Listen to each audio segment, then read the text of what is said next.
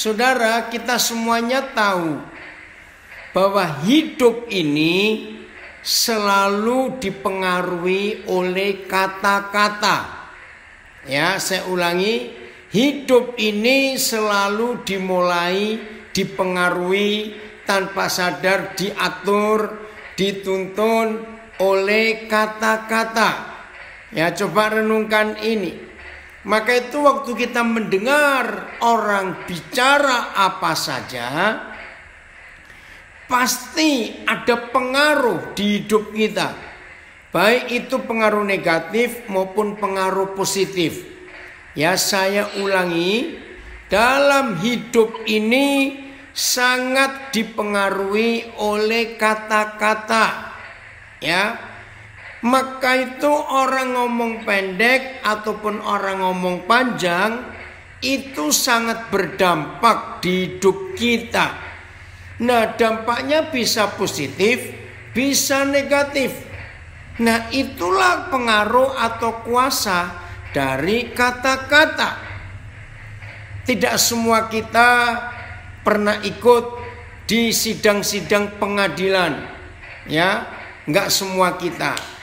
Tapi saudara harus tahu, di pengadilan negara mana saja yang akan menentukan ringan berat hukuman, akan bebas atau jatuh hukuman adalah setiap kata-kata, baik yang diucapkan oleh para saksi, oleh terdakwa, oleh pengacara, pembela, oleh jaksa, oleh hakim. Di pengadilan itu tidak boleh ada satu huruf pun ya yang terlewat. Karena itu penting. Dulu sebelum ada rekaman seperti sekarang, saudara tahu nggak kalau pengadilan zaman dulu pasti ada yang ngetik, cepat sekali. Ya, jadi kata-kata itu penting. Tuhan Yesus adalah satu-satunya pribadi yang pernah mengatakan, kalau ya katakan ya, kalau tidak katakan tidak. Sebab lebih daripada ya dan tidak itu pasti berasal dari si jahat. Ngeri sekali. Jadi kata-kata yang dilebihkan dan dikurangi itu pasti berasal dari si jahat. Bahkan Tuhan Yesus pun pernah berkata, semua perkataan kita akan dipertanggungjawabkan di depan kursi pengadilan Kristus. Wih, itu luar biasa. Maka itu Yakobus 3 mengatakan, itu satu-satunya ayat dalam seluruh Alkitab kapan seorang murid Yesus, kapan seorang rekan sekerja Kristus disebut sempurna, ya, menurut Yakobus pasal 3, yaitu orang yang tidak pernah bersalah di dalam perkataannya. Saya akan baca Yakobus 3. Ini yang Tuhan tuliskan, ya, Yakobus pasal 3 mulai ayat yang kedua. Sebab kita semua bersalah dalam banyak hal. Barang siapa, perhatikan, barang siapa tidak bersalah dalam perkataannya, ia adalah orang sempurna yang dapat juga mengendalikan seluruh tubuhnya. Nah, saudara, ini yang menjadi ukuran, ya. Kalau kita tidak pernah bersalah di dalam perkataan kita, maka kita ini orang sempurna. Nah, ayo kita jujur. Kan gak mungkin ada orang yang gak pernah salah bicara. Gak mungkin. Tapi kita harus menuju ke sana. Nah, kalau begitu, siapa yang sempurna? Jawabannya adalah orang atau pribadi yang tidak pernah bersalah dalam perkataannya. Nah, siapa pribadi yang kita kenal yang tidak pernah bersalah dalam berkata-kata? Jawabannya, ya Bapa di sorga. Dia gak pernah salah berkata-kata. Nah, siapa kata-kata Tuhan? Siapa firman Tuhan? Yesus. Maka kalau kata-kata Tuhan itu gak pernah salah, maka itu Tuhan itu sempurna. Dan perkataan Tuhan kita itulah Tuhan Yesus. Maka itu dia disebut kebenaran. Wih, ini luar biasa saudara. Jadi kenapa Tuhan Yesus disebut kebenaran? Karena dia adalah firman Tuhan. Dan firman-Nya itu tidak pernah salah. Maka itu Tuhan adalah pribadi yang sempurna. Nah, kita belajar hari ini, ya, saya berikan temanya di Facebook, Instagram saya, belajar mengenal dan hidup di dalam firman. Ya, belajar mengenal firman dan hidup di dalam firman. Wah, ini luar biasa. Maka itu saya baca Bilangan pasal 23, ya. Bilangan pasal 23. Kenapa ada firman seperti ini? Untuk meyakinkan kita bahwa Tuhan itu kebenaran. Bilangan 23 ayat 19. Tuhan bukanlah manusia sehingga ia berdusta, bukan anak manusia sehingga ia menyesal. Masakan ia berfirman dan tidak melakukannya, atau berbicara dan tidak menepatinya?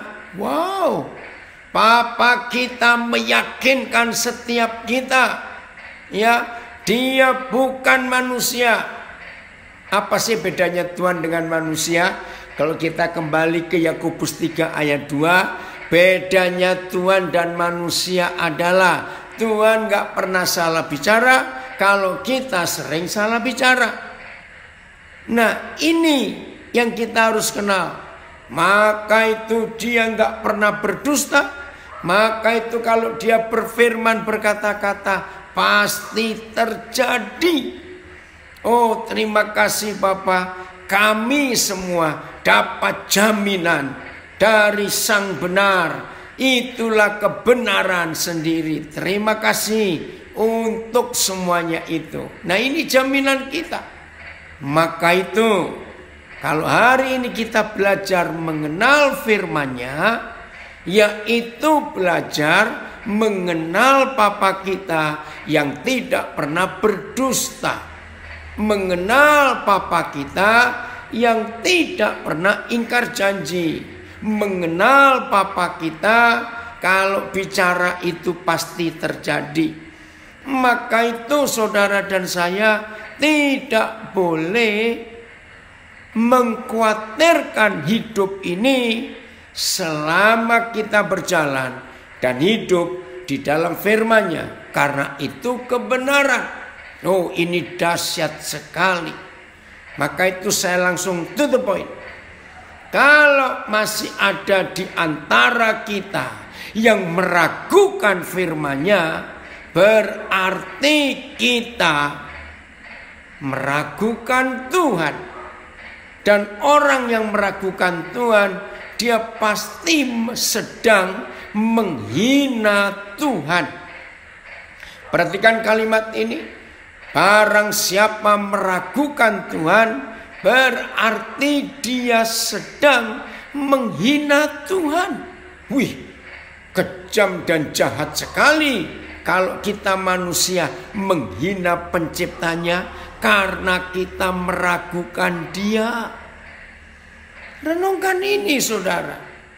Maka itu benar mengerikan ya kalau kita menghina Tuhan. Ya karena kita tidak percaya kepada Dia. Maka itu kita khawatir. Waduh, kita harus bertobat dalam hal ini, saudara. Ya, kemarin saya sharing soal kekhawatiran. Nah, saya ulangi dikit. Orang yang khawatir itu berarti sedang tidak percaya Tuhan. Dengarkan ini. Orang yang khawatir itu berarti sedang tidak percaya Tuhan, maka itu menghina Tuhan. Nah, kalau orang itu sedang tidak percaya Tuhan, renungkan, ayo hari ini kita terbuka. Kalau orang itu sedang tidak percaya Tuhan, berarti dia sedang percaya sesuatu. Kaget nggak, saudara? Oh, saya ulangi lagi. Orang yang khawatir, meragukan Tuhan, itu nggak cuma menghina Tuhan, tapi orang itu tidak percaya Bapa di sorga, tidak percaya Tuhan Yesus yang adalah firman. Berarti orang itu sedang mempercayai yang lain. Kaget gak ini, saudara? Wih, waktu Roh Kudus bilang itu kepada saya juga kaget. Lalu pertanyaannya, berarti orang yang khawatir itu sedang percaya siapa? Ya, betul tidak? Ayo, kalau orang itu khawatir, berarti dia sedang tidak mempercayai Tuhan. Berarti orang itu sedang mempercayai yang lain. Terima kasih Sentosa, tulis tadi untuk lebih mengingatkan. Wah, ini luar biasa. Saya mau bacakan di Facebook saya ada komentar. Hidup dalam kebenaran, karena dia yang milik kebenaran itu sempurna. Terima kasih untuk pelajaran firman Tuhan malam ini. Saya sangat ditegur. Betul, saudara. Jadi ayo kita kejar. Kalau saudara sedang tidak percaya Tuhan, maka itu khawatir. Berarti saudara sedang mempercayai sesuatu, sedang mempercayai yang lain. Betul tidak? Nah, ini lebih kejam lagi. Mengapa bisa mempercayai yang lain? Yang jelas yang kita percaya yang lain itu bukan kebenaran. Sebab di dunia ini hanya satu yang pernah berkata, "Akulah kebenaran." Itu Yesus Kristus Tuhan kita. Ya, ini kita harus bongkar. Kalau orang itu khawatir, lagi sekali dia sedang tidak mempercayai Tuhan, lalu dia mempercayai siapa? Wih, ngeri loh, saudara. Ayo kita bertobat semua hari ini. Jadi orang yang khawatir itu sedang mempercayai yang dia khawatirkan. Itu pasti terjadi. Ini kan goblok betul itu orang. Maaf saya pakai berkata kasar.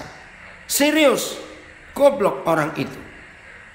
Kenapa sulit mempercayai Tuhan, tapi bisa mempercayai yang dikhawatirkan itu pasti terjadi? Maka itu dia khawatir. Ngeri sekali. Nah, kita kejar lagi. Yang namanya khawatir itu pasti yang negatif. Saya ulangi, yang dikhawatirkan oleh setiap manusia itu pasti yang negatif, pasti yang jelek, pasti yang celaka, pasti yang merugikan. Semua bentuk kekhawatiran adalah yang negatif. Nah, ini kan jahat. Tuhan yang seharusnya lebih kita percayai, tapi khawatir. Maaf, jangan tersinggung ya, jangan tersinggung. Tapi ini fakta. di dalam masa COVID-19 ini, ya saya ulangi lagi, di masa COVID-19 ini, manusia secara umum lebih mempercayai kehadiran corona atau kehadiran Bapa di surga. Nah, ini pertanyaan konyol, tapi ini fakta. Saya ulangi, di masa COVID-19 ini manusia lebih mempercayai kehadiran corona atau kehadiran Tuhan. Ayo kita jawab. Tapi faktanya loh saudara, virus corona lebih nyata di hidup banyak orang yang khawatir dan takut. Bukan berarti saya nggak takut, harus hati-hati. Cuma mengapa corona lebih eksis? Kenapa COVID-19 lebih nyata? Jawabannya karena orang itu tiap hari nonton berita, nonton TV, baca sosial media tentang COVID-19. Lihat itu, yang rajin menghadirkan COVID-19 tiap hari melihat jumlahnya, yang positif berapa hari ini, yang sembuh berapa, yang mati berapa. Nah, karena tiap hari saudara menghadirkan COVID-19 dengan semua data-data yang ada, ya otomatis corona lebih eksis bagi orang itu. Ayo kita hadirkan Bapa di surga, hadirkan Tuhan Yesus di hidup kita tiap saat. Betul tidak saudara? Nyata Tuhan Yesus itu jauh lebih hebat dari corona. Memang kita harus berhati-hati, tapi kita nggak boleh takut. Takutnya tetap kepada Tuhan, yaitu takut berbuat dosa. Tapi bukan takut corona sampai khawatir. Bukan. Setuju ya? Maka itu kata-kata siapa yang sering kita dengar. Nah, kata-kata itu yang mempengaruhi kita semua. Amin. Ada yang komentar, semua orang takut COVID, tapi Tuhan kita lebih berkuasa dari COVID. Amin. Tetap kita harus berjaga-jaga. Ya. Jadi kepada siapa kita lebih mempercayai? Nah, kepada dialah kita lebih berani berserah. Jadi begini. Oh, terima kasih Dokter Medi dari Palu. Terima kasih bisa hadir juga. Oke ya. Nah, kalau kita melihat fakta ini, ya, ini sungguh luar biasa, saudara.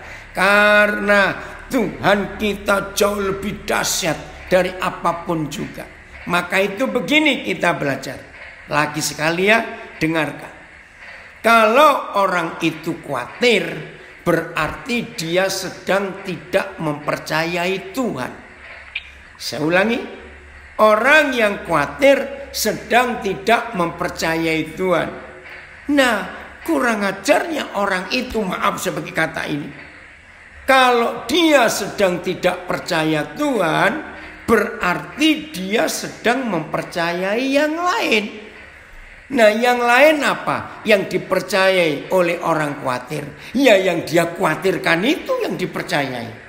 Dan sekali lagi, semua bentuk kekhawatiran itu negatif. Dan semua yang negatif dari setan datangnya. Wih, berarti orang yang sedang khawatir itu tidak percaya Tuhan, tapi percaya setan. Maka itu saya katakan, betapa gobloknya orang itu. Kenapa lebih percaya si khawatir daripada si benar? Kalau saya pakai kalimat ini, maka itu hari ini yang hidupnya masih dipenuhi kekhawatiran, berarti orang itu tidak mengenal Tuhan dan sedang tidak hidup di dalam firman. Nah, saya ulangi lagi, betapa jahatnya kita tidak percaya Tuhan, tapi percaya pada sang khawatir. Itu jahat, saudara. Tapi lagi sekali, ya bagaimana caranya supaya saya nggak khawatir? Kembali kenal Tuhan, Dia sebagai Papa yang baik. Maka itu sekarang saya berkata, ambillah keputusan. Saya ulangi, sekarang ambillah keputusan untuk mengenal firman lebih dalam lagi, saudara. Kalau saudara dan saya bisa mengenal firman lebih dalam, wih, hidup ini luar biasa. Serius. Firman itulah Tuhan Yesus. Dialah kebenaran itu. Maka itu tidak ada yang lain di dunia kecuali Tuhan Yesus yang berkata, akulah kebenaran. Ya sudah, nggak ada orang lain lagi di dunia ini yang pernah berkata akulah kebenaran kecuali Tuhan Yesus. Nah, kalau Dia kebenaran, berarti nggak ada yang salah di hidupnya. Nah, kalau Dia nggak ada yang salah karena Dia kebenaran, ya ayo kita percayai karena Dia yang benar kok. Ini yang kita harus belajar. Saudara, tahun 70-an. Saya lupa 70 berapa. Ya, pertengahan 78, 76. Ya. Nah, suatu hari bersama almarhum hamba Tuhan Yeremia Rim. Ya, kami diundang oleh PMK, Persekutuan Mahasiswa Kristen di Universitas Widya Mandala di Surabaya. Ya, puji Tuhan, kalau kenal kebenaran, khawatirilah. Nah, itu acara mahasiswa kampus. Saudara, pas sesi tanya jawab, tiba-tiba semua peserta, panitia, dan kami pembicara dibuat kagetnya luar biasa. Kenapa? Tiba-tiba salah satu penanya dari peserta itu mahasiswa dari Universitas IAIN Sunan Ampel, Institut Agama Islam. Loh, kok bisa masuk ke sini mahasiswa Islam ini? Terus saya tenangkan, ya semua peserta panitia, nggak apa-apa, justru kita bersyukur ada saudara kita dari IAIN, ya Institut Agama, ya bisa hadir. Saya persilakan, silakan saudara bertanya. Saudara, waktu dia tanya, saya yang syok. Saya sempat panik sebentar. Begini pertanyaannya. Dia ternyata mengutip Yohanes 14 ayat 6. Kita tahu tuh Yohanes 14 ayat 6. Akulah jalan, akulah kebenaran, dan akulah hidup. Tidak ada seorang pun di dunia ini bisa sampai kepada Bapa kalau nggak lewat aku. Nah, karena dia mahasiswa dari Institut Agama Islam, maka dia belajar banyak agama termasuk Kristen. Terus saya tanya, jadi apa pertanyaan saudara? Ini yang buat kaget. Berarti agama Bapak itu agama yang paling egois sedunia. Kalau semua harus lewat Nabi Isa, dia nggak menyebut Yesus. Lalu yang lain bagaimana? Saudara jujur ya, secara logika apa yang dia katakan, yang dia tanyakan itu betul. Puji Tuhan Allah Bapa hadir. Ya. Yang dia tanyakan betul.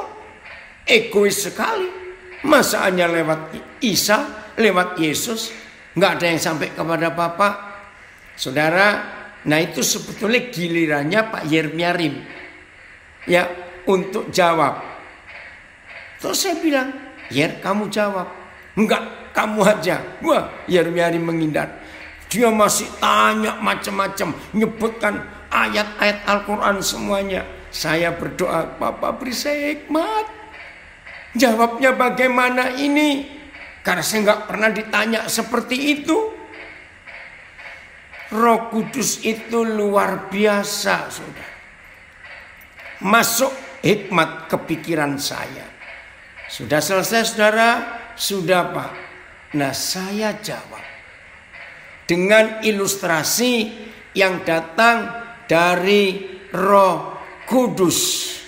Betul, Emil, belajar mengenal Papa di surga pasti khawatir hilang. Begini ilustrasinya. Seandainya, saya bicara umum ya waktu itu, nggak cuma kepada mahasiswa IAIN itu.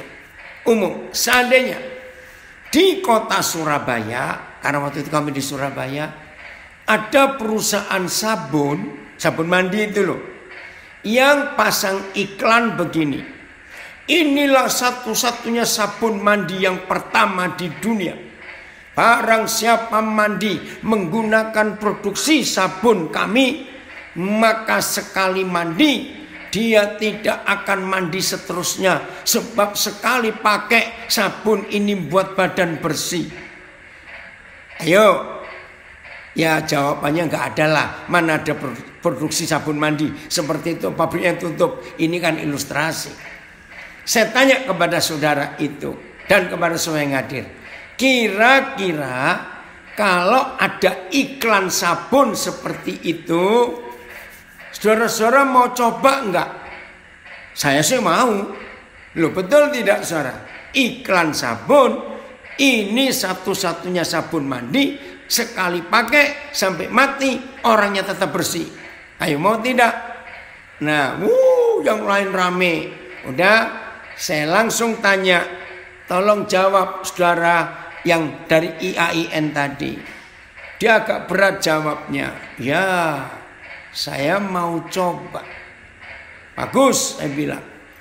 Yang kedua saya lanjutkan. Nah, seandainya berapa waktu kemudian ternyata ada perusahaan sabun merek lain membuat iklan yang sama, bahwa siapa yang mandi dengan sabun produk kami, maka dia tetap bersih sampai dia mati, nggak perlu mandi lagi. Berarti ada dua dong perusahaan sabun ini. Nah, kalau ada dua, mulai bingung. Kok ada dua? Oke, saya kembalikan kepada suara yang bertanya. Maaf ya saudara, bukan kami mau berkata egois. Tidak. Bukan kami mau berkata egois, tidak. Nah, karena di dunia ini hanya ada satu pribadi yang pernah berkata, saya ulangi, di dunia ini hanya ada satu pribadi yang pernah berkata, akulah jalan, akulah kebenaran, dan akulah hidup. Tidak ada seorang pun yang sampai kepada Bapa, nggak sampai ke surga kalau nggak lewat aku. Kenapa saudara nggak coba?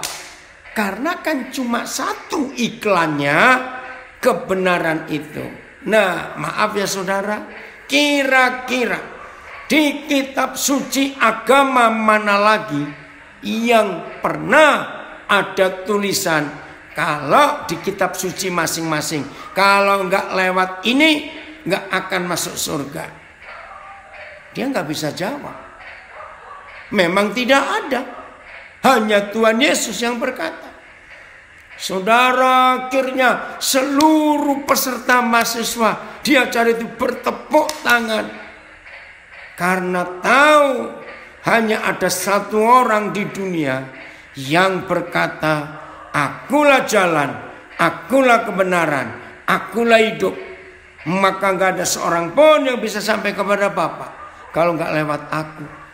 Saudara, ini fakta. Itu firman. Itulah kebenaran. Dan itulah Yesus. Wah, luar biasa ini. Maka itu ayo mulai hari ini. Ya, saya ulangi. Ayo mulai hari ini. Saudara dan saya betul-betul mau masuk dan tenggelam di dalam firman, di dalam kebenaran, di dalam Yesus. Maka kalau kita berani hidup dan masuk ke dalam kebenaran itu, hidup ini luar biasa. Firman itu yang ngatur kita semuanya. Wow, terima kasih Bapak, Engkau luar biasa. Jelas ya? Maka itu cek di masa COVID-19 ini, suara siapa, kata-kata siapa yang mempengaruhi pikiran kita, menyetir pikiran kita, mempengaruhi perasaan kita, mempengaruhi iman kita. Cek kata-kata siapa. Terpujilah Tuhan kalau saudara dan saya mengambil keputusan, aku hanya mau dikuasai firman Tuhan. Dahsyat hidup ini kalau kita dikuasai oleh firman Tuhan. Yohanes 1 ayat 3. Oh, ini luar biasa. Yohanes 1 ayat 3. Kita melihat fakta firman ini, saudara. Yohanes 1 ayat 3. Jadi enggak usah ragu-ragu dengan firman. Begini. Segala sesuatu. Betul. Oh, sabun mandi tadi ya. Segala sesuatu. Ayo pikir. Kalau ada kalimat segala sesuatu, berarti nggak ada lagi yang lain. Ya semuanya sudah di dalam segala sesuatu. Segala sesuatu dijadikan oleh Dia. Siapa Dia? Firman. Dan tanpa firman, tanpa kata-kata Tuhan, tidak ada suatu pun yang telah jadi dari segala yang telah dijadikan. Wih, ini luar biasa. Segala sesuatu, gak cuma di dunia ini, tetapi di seluruh alam semesta. Segala sesuatu dijadikan oleh firman. Saya ulangi, segala sesuatu dijadikan oleh firman. Ada komentar, terima kasih untuk pencerahannya dalam menjawab pertanyaan tersebut, yang bekal kami menjawab pertanyaan yang sama. Oh, puji Tuhan. Nah, kalau segala sesuatu diciptakan oleh firman, berarti tidak ada yang tidak ada lagi siapapun juga yang bisa menciptakan apa-apa. Firman. Ini yang kita harus miliki dalam hidup kita. Firman. Cintai firman. Kata-kata Tuhan. Saya ulangi ya. Jadi perkataan orang itu mempengaruhi hidup kita loh saudara. Saya ulangi lagi, perkataan orang itu mempengaruhi hidup kita. Dan biasanya kata-kata orang kalau mempengaruhi pasti ke arah yang negatif. Tapi puji Tuhan, perkataan Tuhan mempengaruhi kita untuk ke arah yang positif. Itu jelas. Karena firman itu, kata-kata Tuhan itu kebenaran. Oke ya, ini yang kita harus miliki dalam hidup kita. Nah, saya mau beri contoh betapa hebatnya firman Tuhan itu. Terima kasih anak saya dari Melbourne komentar, luar biasa pembahasan firman Tuhan dengan bahasa yang sangat sederhana, jadi gampang dimengerti. Itu Roh Kudus yang memberikan papi diberikan pengertian ini. Kita buka 1 Samuel 3. Betapa dahsyatnya firman itu. Ya, 1 Samuel 3 mulai ayat yang ke-19. 1 Samuel 3 ayat yang ke-19. Kita lihat firman ini. Terima kasih Roh Kudus. Dan Samuel makin besar, bertumbuh dia. Ingat, Samuel sejak umur 1 tahun sudah dititipkan ke hidup Imam Eli untuk Samuel dimuridkan dan dimentor. Tapi sayang, Imam Eli tidak serius. Nah, Samuel makin besar. Perhatikan ini. Dan Yahweh menyertai dia. Lihat, Yahweh menyertai dia. Ini luar biasa. Terus apa penyertaannya? Dan ini loh bukti penyertaannya. Dan tidak ada satupun dari firman-Nya, firman Tuhan itu yang dibiarkannya gugur. Luar biasa. Saya baca lagi komentar. Terima kasih buat penjelasan firman Tuhan yang semakin terang.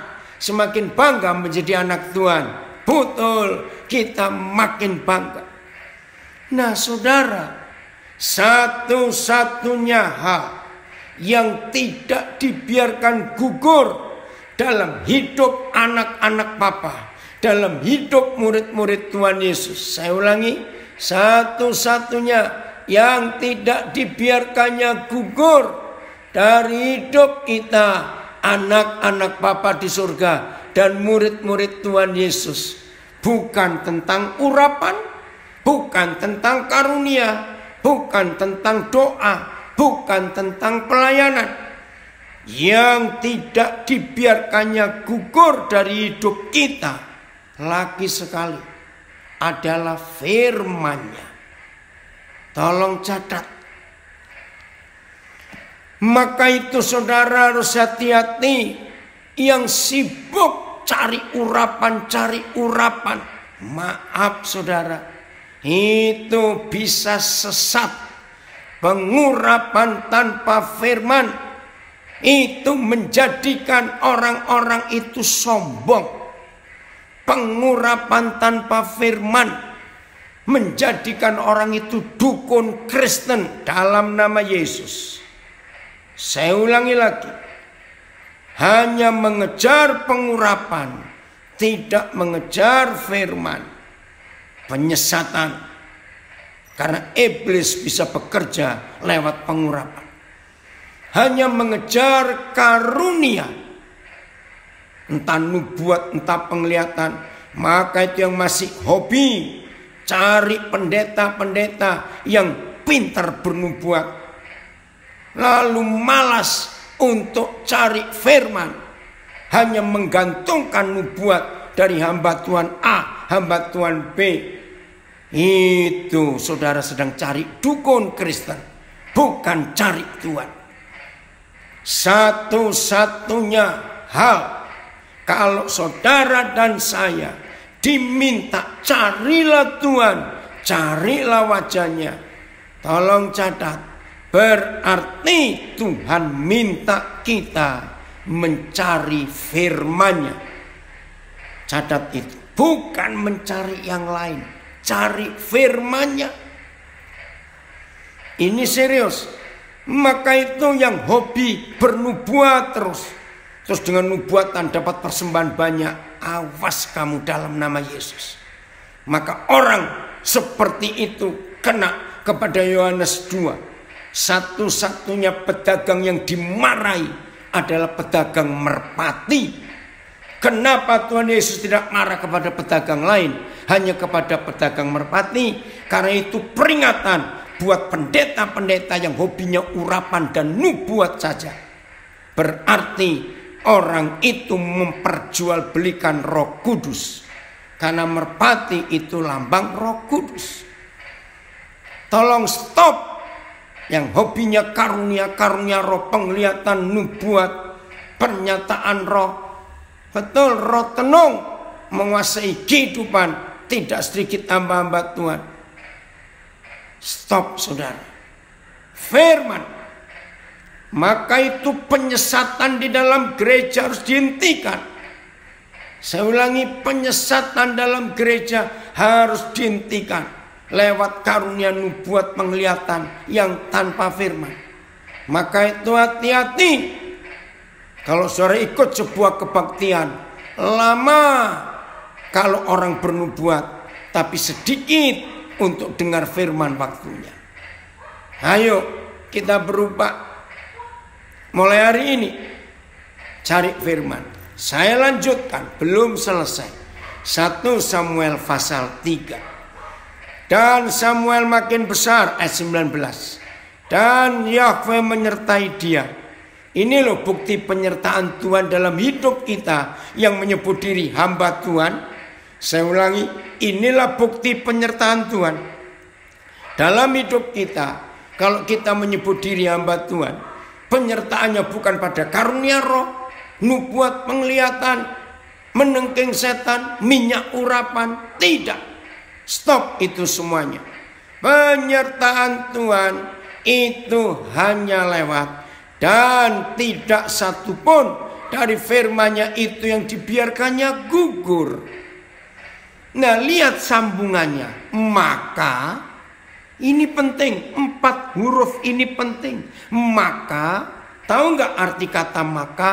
Hasil dari firman yang tidak dibiarkan gugur oleh yang punya firman itu dari hidup Samuel. Maka taulah seluruh Israel dari Dan sampai Berseba bahwa kepada Samuel telah dipercayakan jabatan Nabi Yahweh. Maka taulah. Saudara, saya bersyukur ada hidup Samuel ini.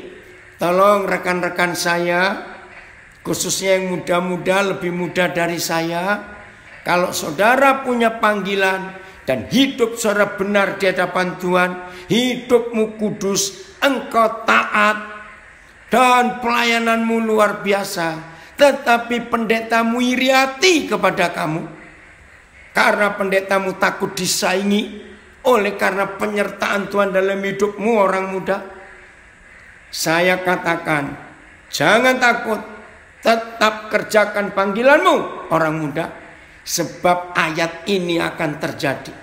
Yang terjadi kepada Samuel akan terjadi kepada kamu anak-anak muda yang punya panggilan. Tapi jangan sombong ya, tetap rendah hati. Ini loh dahsyatnya. Kenapa? Samuel adalah satu-satunya hamba Tuhan di perjanjian lama, nabi dan imam yang tidak pernah dilantik, nggak pernah diurapi. Saya ulangi, Samuel itu satu-satunya hamba Tuhan di perjanjian lama yang nggak pernah dilantik, nggak pernah diurapi. Kok bisa? Karena yang melantik dan mengurapi sudah meninggal, yaitu Imam Eli. Nah, terus bagaimana? Maka itu kalimat ini penting. Jadi orang-orang muda, kalau ada di antara kalian, asal ya, dengar kalimat saya, jangan dipelesetkan. Asal saudara sebagai orang-orang muda tahu betul panggilan Tuhan dalam hidup saudara, dan saudara hidup kudus, hidup taat, hidup takut akan Tuhan. Wow, rekan saya lama Pak Elisa Sutimin dari Jayapura hadir. Puji Tuhan. Kalau saya ingat tahun 75 akhir November, saya ada di desanya Pak Elisa Sutimin di Sumbersari, di Kutai Barat sana. Ya, salam ya buat keluarga di Jayapura. Saya ulangi lagi saudara, penyertaan Tuhan itu dinyatakan lewat firman. Maka itu orang-orang muda, kalau engkau terima panggilan dan hidupmu benar di hadapan Tuhan, kamu kudus dan taat, tapi organisasi gereja tidak pernah melantik engkau, jangan takut. Hiduplah seperti Samuel. biar Tuhan yang melantik engkau sendiri. Dan kalau Tuhan yang melantik engkau, itu lebih sah di hadapan iblis daripada pelantikan organisasi yang belum tentu sah di hadapan iblis. Maaf saya berkata ini serius. Jadi Samuel ini satu-satunya hamba Tuhan di perjanjian lama yang tidak pernah dilantik, nggak pernah diurapi, karena Imam Eli sudah meninggal. Maka itu ayat 20, maka ada apa itu? Lihat Alkitab saudara, 1 Samuel 3, maka taulah seluruh Israel dari Dan sampai Berseba bahwa kepada Samuel telah dipercayakan jabatan Nabi Yahweh. Keren sekali. Maka taulah seluruh Israel. Wih saudara, ini luar biasa. Maka itu anak-anak muda, saya support kalian, saya dukung. Asal yakin panggilan Tuhan. Kedua, hidupmu kudus, nggak macam-macam. Engkau taat kepada Tuhan, benar selamanya.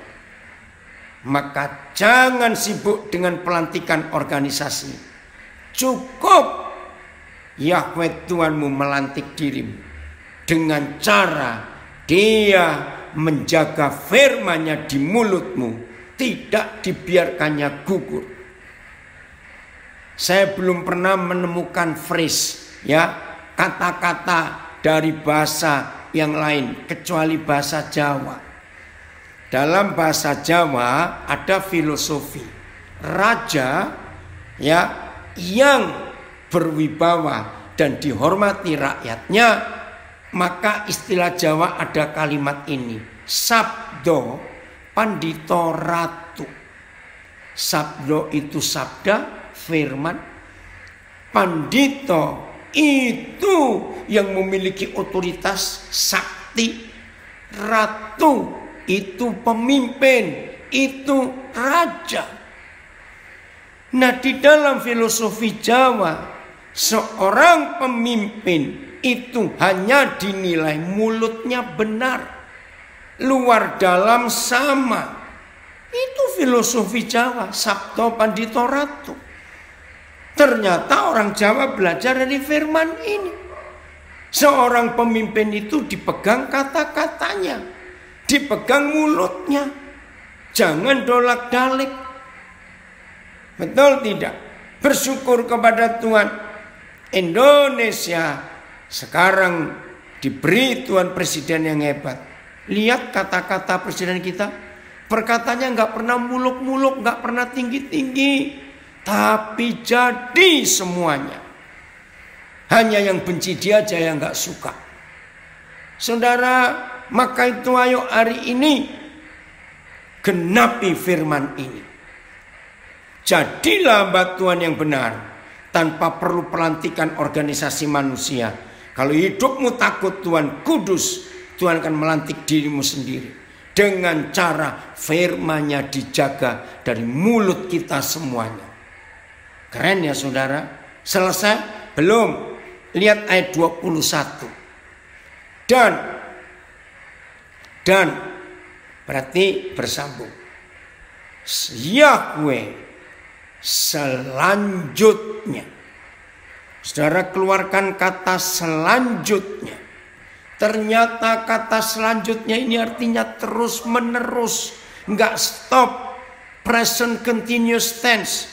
Dan Yahweh selanjutnya, nggak pernah berhenti. Mari rekan-rekan pelayan, semua kita rekan sekerja Kristus miliki konsep ini. Dan Yahweh selanjutnya menampakkan diri di Shilo. Sebelum Yerusalem didirikan oleh Raja Daud, maka Shilo itu tempat bait suci. Dan ada tabut perjanjian di situ. Berarti Samuel sudah mulai jadi pemimpin di bait suci. Ya, dan Yahweh selanjutnya menampakkan diri di Shilo. Sebab Roh Kudus tolong kami untuk ini jadi bagian hidup kami. Sebab Yahweh Tuhan menyatakan diri di Shilo kepada Samuel dengan perantaraan firman-Nya. Lagi sekali yang hobinya nubuat penglihatan, ngelihat setan di sana, setan di situ, bawa minyak urapan kencrotan kemana-mana, stop dalam nama Yesus. Ikuti 1 Samuel 3:21 yang selalu menampakkan diri kepada kita. Maaf, bukan urapan, bukan karunia, tapi firman. Saya ulangi lagi, bagi saudara dan saya yang menyebut diri hamba Tuhan, pelayan Tuhan, stop. Yesus kita rendahkan dengan barang-barang buatan tangan manusia. Maaf saya berkata, stop menggunakan simbol apa saja. Tidak ada di Alkitab. Saudara harus kembali kepada firman. Bukan pakaianmu. Bukan semua bendera-bendera itu dalam nama Yesus. Hentikan semua. Biar Yesus itu Yesus. Jangan Yesus plus. Awas.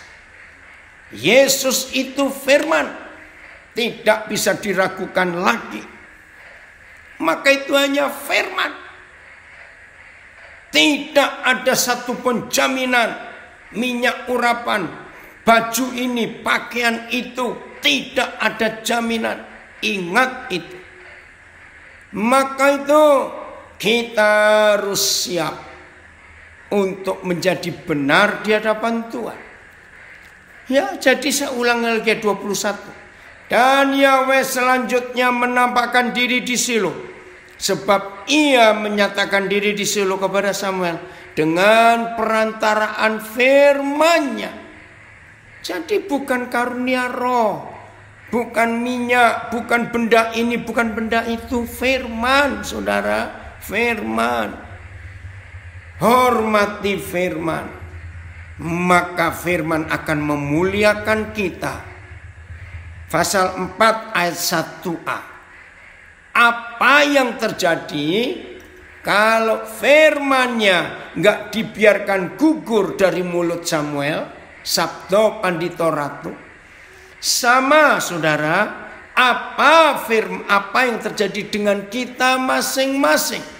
Ya, perhatikan apa yang menjadi di hidup kita kalau saudara dan saya pun ditetapkan oleh Tuhan bahwa firman-Nya tidak dibiarkan gugur dari mulut kita.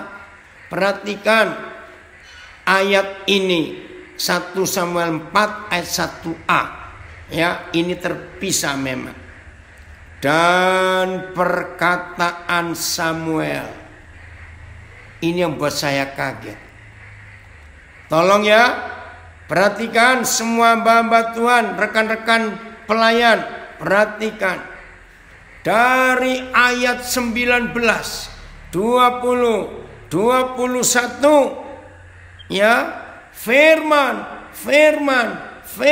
di mulut Samuel, firman dinyatakan terus menerus kepada Samuel.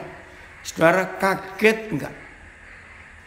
Akhirnya yang ditulis bukan perkataan Tuhan, tapi perkataan Samuel. Wih, ini luar biasa. Berarti Tuhan ada. Maaf kalau saya pakai kalimat ini. Berarti mulut Tuhan itulah mulut Samuel. Mulut Samuel itulah mulut Tuhan. Kalau saya nggak berkata, lidah Samuel sudah dijadikan seperti lidah Tuhan. Dan lidah Tuhan diakui sama dengan lidahnya Samuel. Gereja Tuhan, perhatikan, karena otoritas tertinggi itu firman. Saya ulangi, otoritas tertinggi itu firman, bukan doa dalam nama Yesus.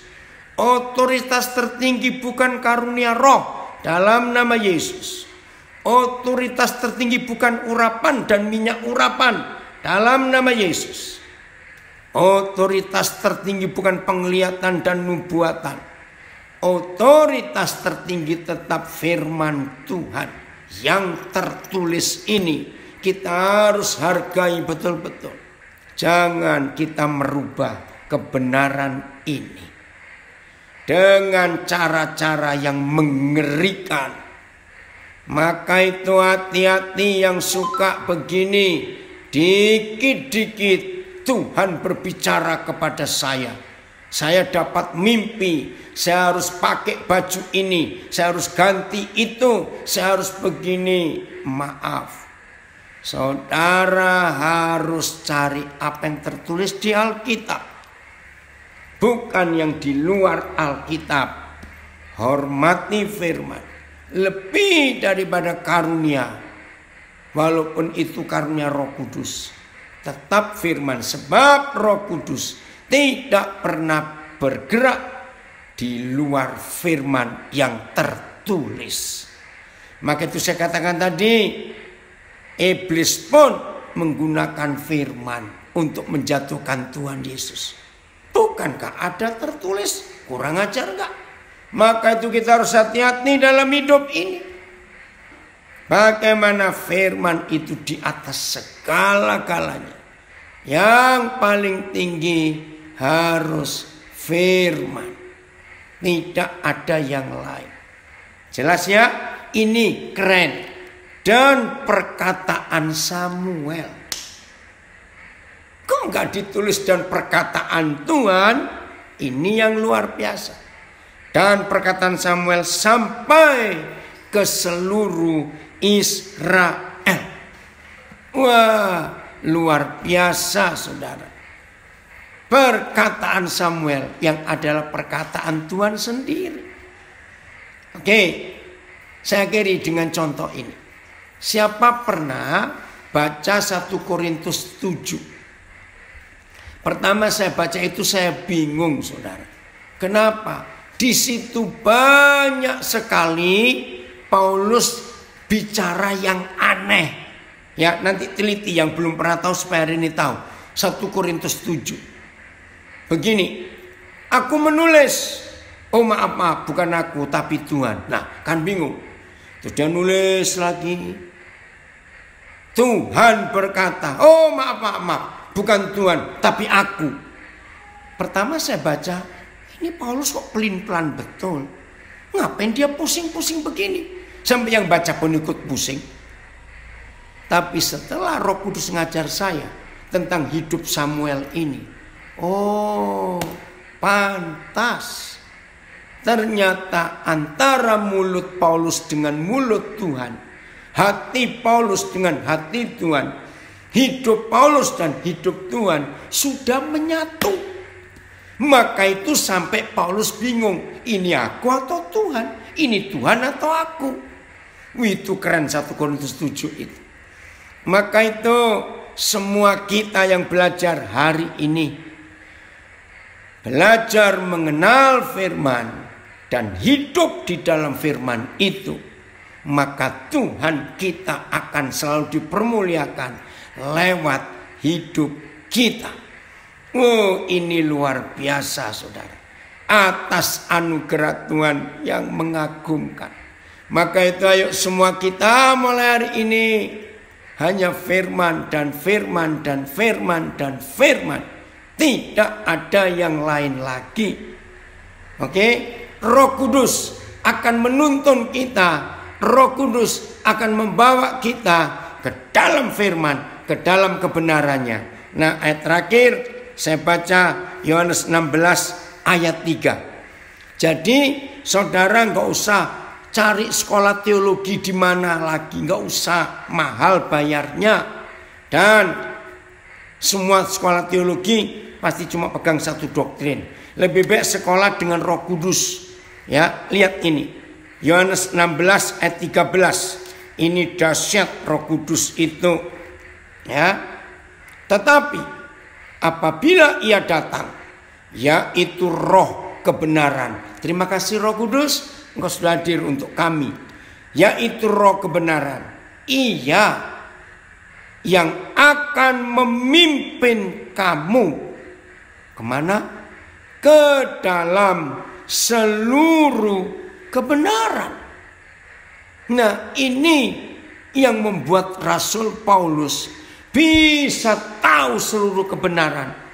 Bahkan saya pernah bongkar, saudara, 90% yang Paulus sampaikan dalam semua tulisannya di Perjanjian Baru itu belum pernah diajarkan oleh Tuhan Yesus. 90%. Saya bingung, dapat dari mana saudara kita ini? Ternyata ayat 13 Yohanes 16. Roh Kudus itu dosen yang paling hebat, guru. Bahkan saya berkata dia maha guru yang sanggup memimpin kita semua ke dalam seluruh kebenaran. Nah, ini dia. Kalau ada seluruh kebenaran, pasti ada sebagian kebenaran. Nah, ini yang hati-hati.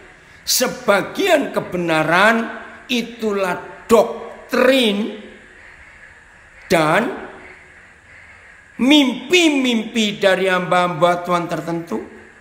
Pernyataan-pernyataan Tuhan dengan kalimat, Tuhan, saudara Tuhan bicara kepada saya 3 hari yang lalu. Saya disuruh begini, saya disuruh begitu. Hati-hati. Itu sebagian kebenaran. Doktrin dan pernyataan yang mengatasnamakan Tuhan buat hamba-hamba Tuhan tertentu supaya kelihatannya lebih rohani dan lebih dekat Tuhan daripada yang lain. Bertobat hamba Tuhan seperti itu. Jadi saudara dan saya harus bergantung pada Roh Kudus, satu-satunya pribadi yang sanggup membawa kita ke dalam seluruh kebenaran. Oke, lakukan firman Tuhan, ikuti Roh Kudus, maka hidup kita akan berhasil. Tuhan memberkati kita semuanya. Puji Tuhan.